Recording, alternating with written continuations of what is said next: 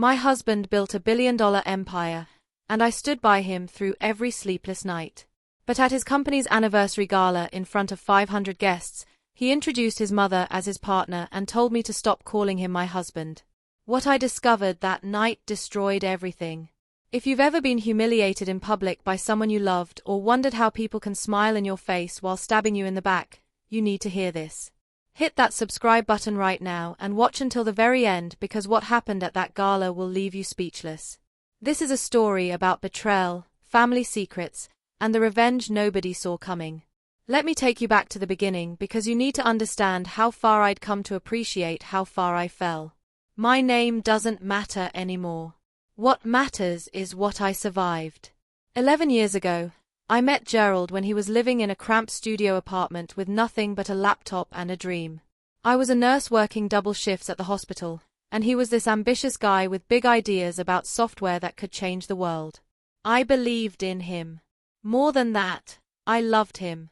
We got married 6 months after we met, and I'll be honest, those early years were hard.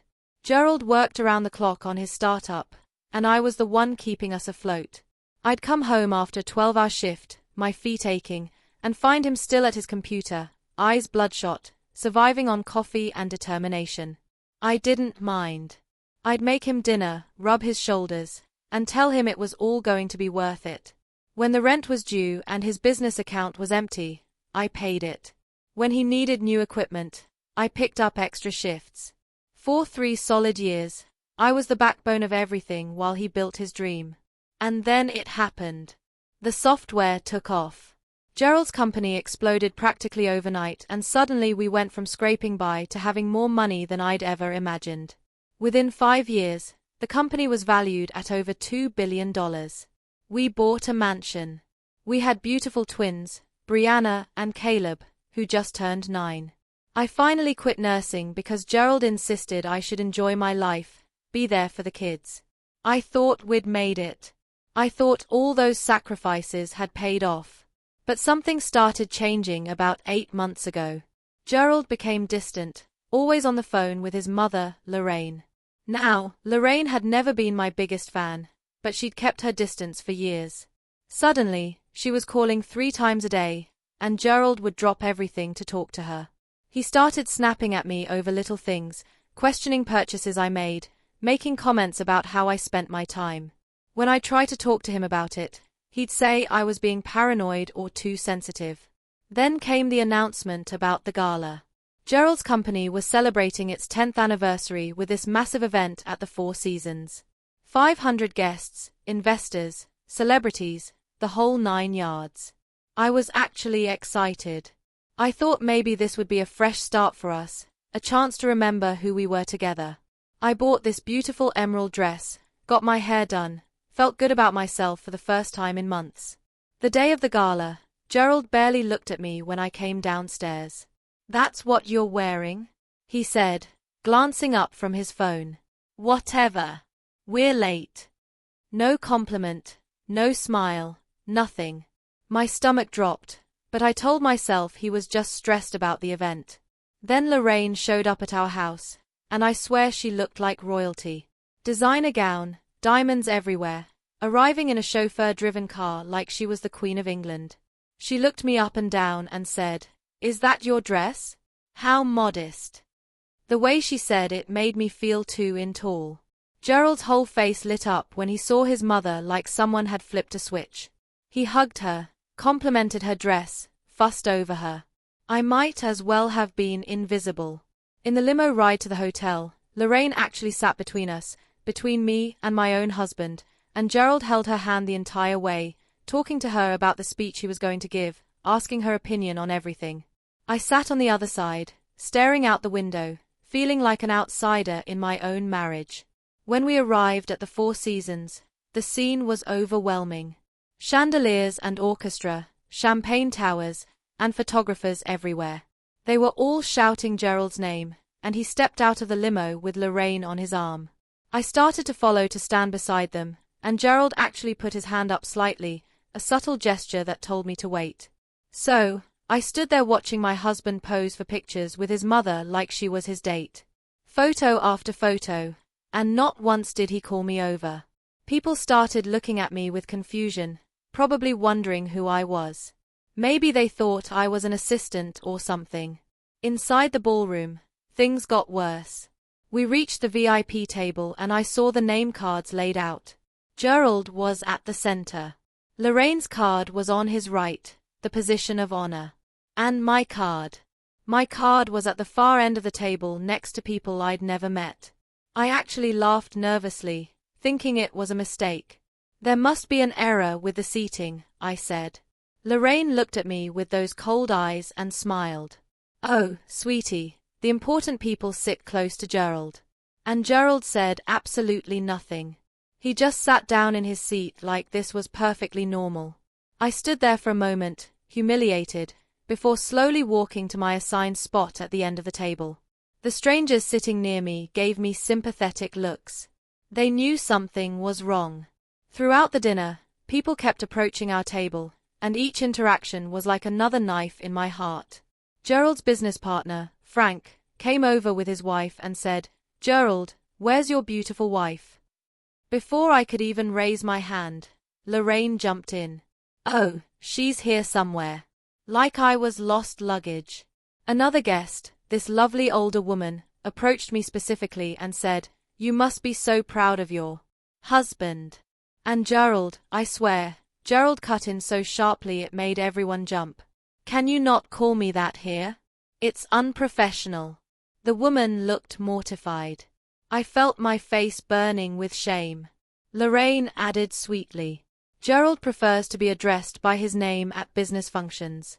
The guest walked away quickly and I wanted to disappear into the floor. Then came the speech. The lights dimmed. A spotlight hit the stage and Gerald walked up to the microphone to thunderous applause. I sat up straighter, thinking maybe, just maybe, he'd acknowledge me in front of all these people. He'd remember who stood by him when he had nothing. Gerald thanked the investors, the employees, everyone who believed in the vision. Then he paused and his voice got emotional. "But I want to give special recognition to my true partner," he said. My heart actually lifted for a second.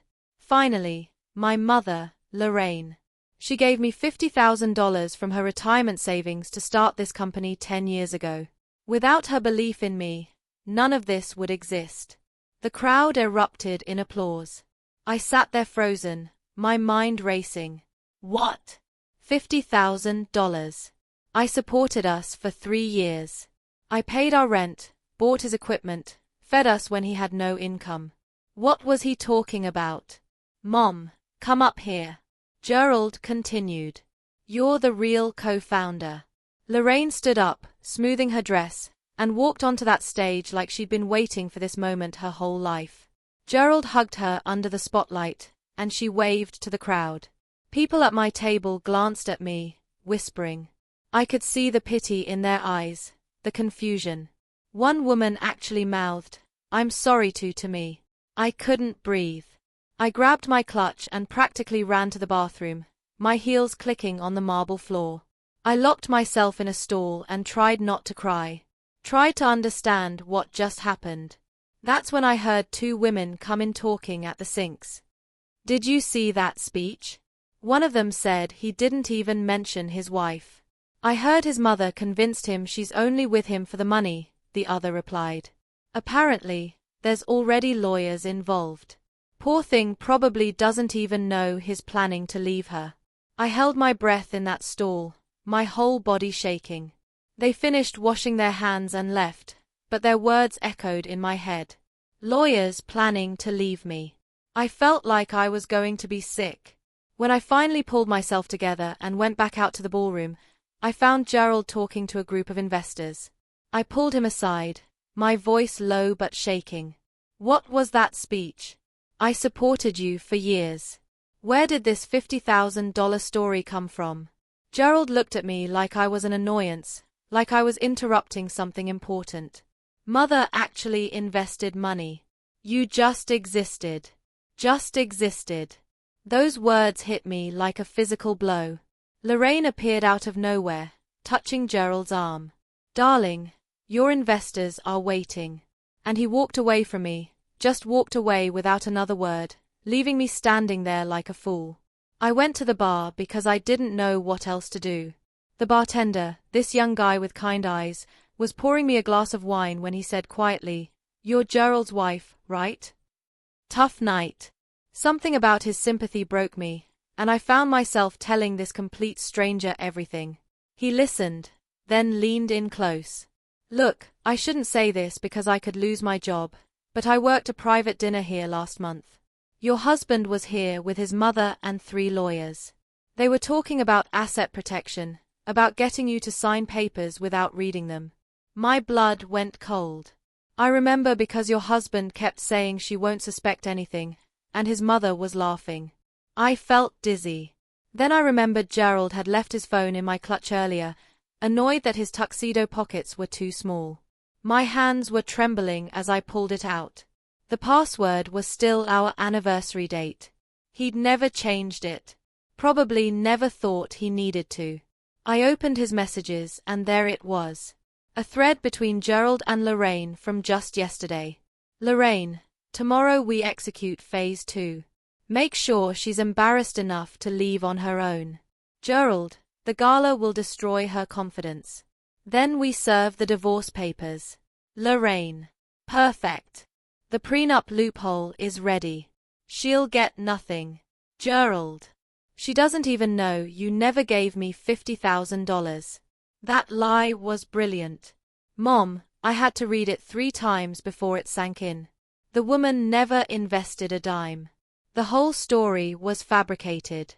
They'd been planning this for months.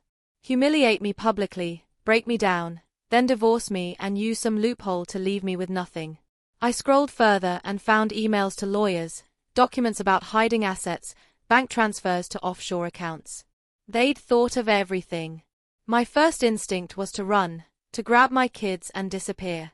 I called my sister Beverly from the bathroom, and she answered on the first ring. "How's the gala?"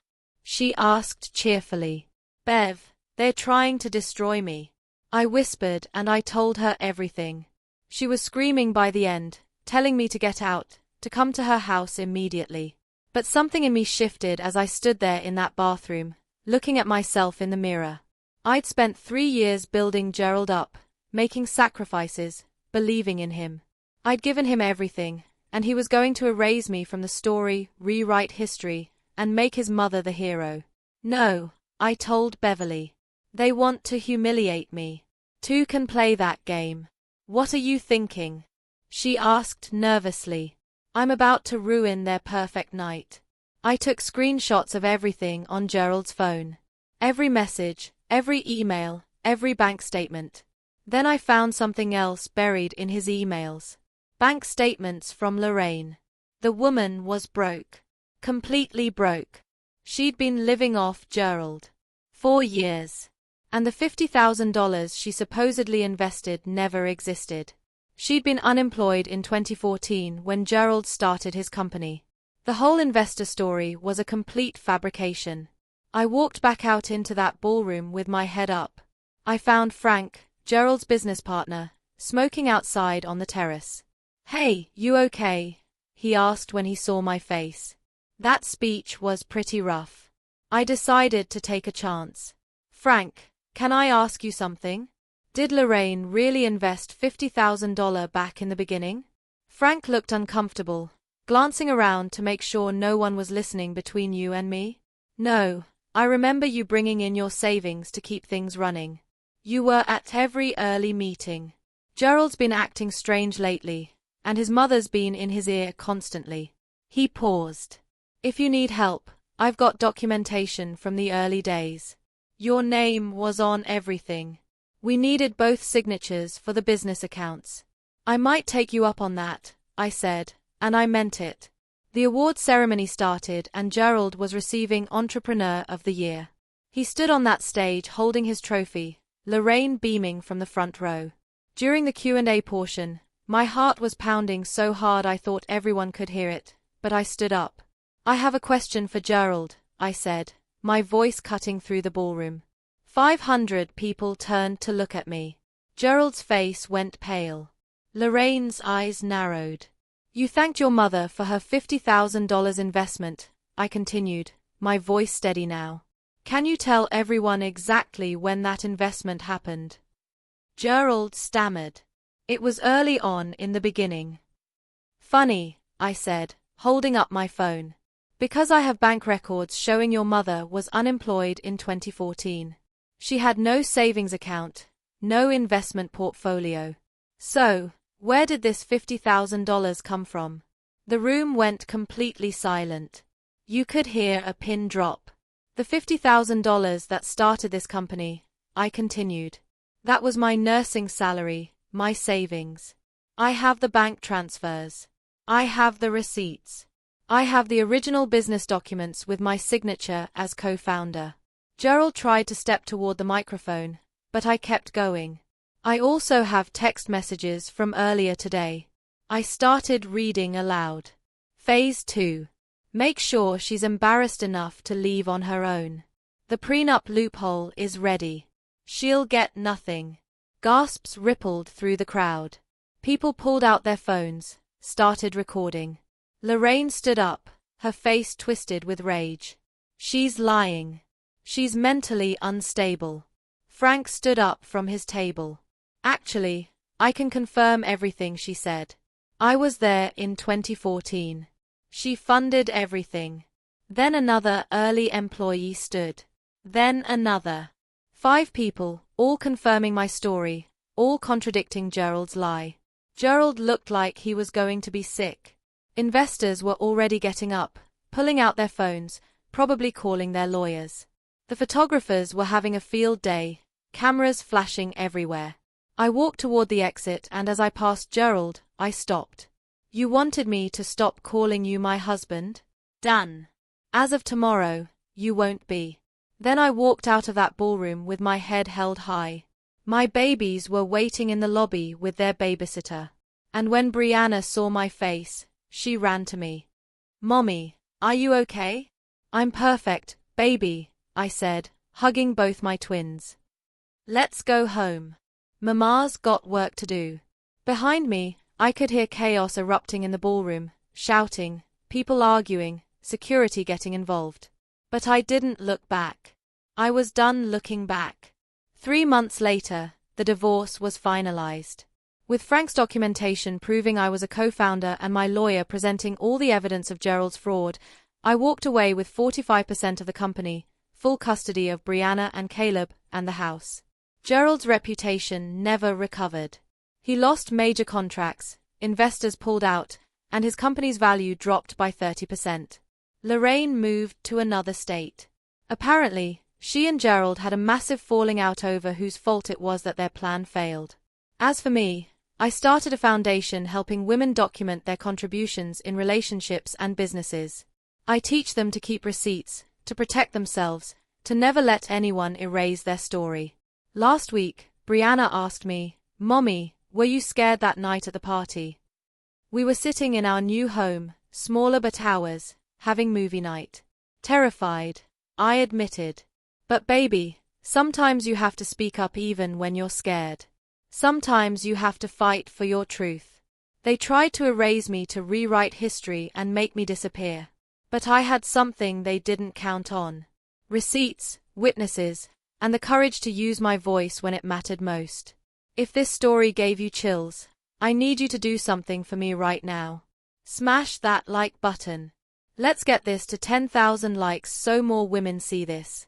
Hit subscribe and ring that notification bell because I share real stories about real situations every week. And here's the most important part. Drop a comment telling me, have you ever been disrespected in public by someone who claimed to love you? How did you handle it? Your story could help someone else. Remember, always keep receipts, always know your worth, and never let anyone make you invisible. I'll see you in the next story. Stay blessed. Stay strong.